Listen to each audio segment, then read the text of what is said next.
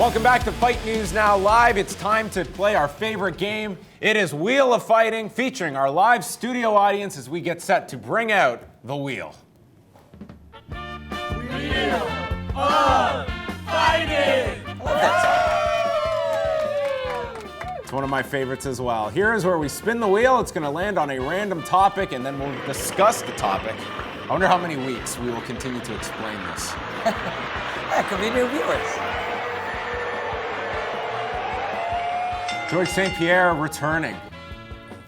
Guess, Randy. I don't think so. I think that if he was going to return, he would have returned by now. I think he's just based on what some of his teammates are saying, that he's enjoying life right now, trying to expand his martial arts horizons. And I think he's made his money. He's cemented his place in mixed martial arts history. Now he's going to go and enjoy his life. What would be the cutoff point? If UFC 200 would be the goal, at what point would this have to be a choice made by George to get in a full camp and prepare for something July? as soon as July, which is creeping up? He wouldn't do that. I can't imagine he would do that. What do we got? I'm going to count them on the fingers. March, April, May, June, July.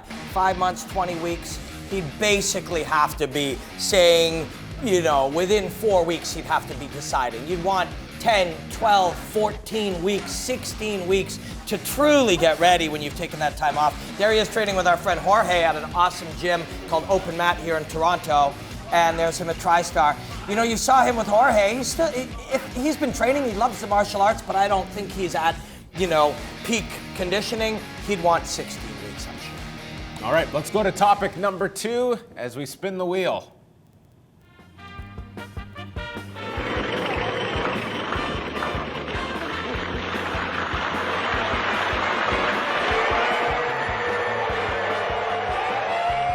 Greatest lightweight champion.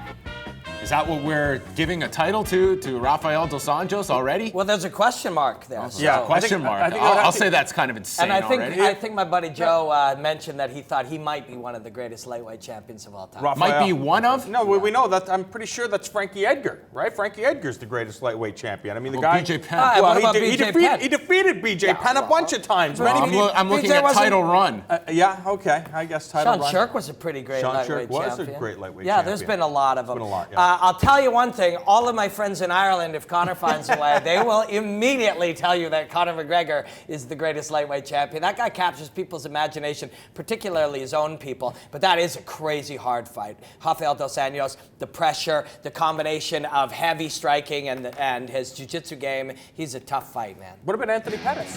This guy jumps off the cage and kicks people in the face. Most exciting lightweight champion ever, yeah. Well, you're looking at title reign. For Anthony Pettis, a fantastic submission of Gilbert Melendez. And Ben Henderson. Well, according to your line of thinking, we just saw RDA beating Pettis, so that's not possible. It can't be that. But you see how he comes forward with power here, willing to shift his stance. It's all about finishing. Him and Verdum, their coach has them, Professor Hardero has these, that was a little cheap glance up. Hey, I got him hurt, ref, why don't you stop it? But he's a fantastic champion. If he beats Conor McGregor, I don't even know who he'll fight next. He'll just keep running through guys. He's tough to beat. What do you see being the opinion? Should he beat Conor McGregor? A, that we are having a discussion about this guy being the greatest lightweight champion of all time, or that he beat a guy that should be fighting at a weight class below? Tough question. Because you'll hear both of those if Dos Anjos wins this fight. So much about fandom and being a fanatic is speculation and debate and conversation. That's what we're doing here. And that is part of being a fan, and that's part of the fun. And you see it if you hang out on Twitter or you come to fightnetwork.com or anywhere like that, you see that kind of debate, and that will always be there. It's really fascinating, I feel, to see where Dos Anjos is by the end of this year, because it was a spectacular performance against Donald Cerrone and the murderers row that are ready at 155 pounds past Conor McGregor. This guy certainly has that opportunity this year to carve himself out to be one of the greatest of all time, but I don't think he's there yet. No. Yeah, I think that, you look at some of the challenges that he still has to face at 155 pounds. Obviously, Conor is the most intriguing fight. You have Eddie Alvarez, you have the Eagle, and again, Frankie Edgar, he can go back up to 155 pounds. I think there's a lot of challenges for the Brazilian to further cement his place or establish himself as the best of all time. All right, if you enjoyed these two arguing and debating, tune in every Monday night at 8 p.m. Eastern Time for 5 rounds right here on Fight Network.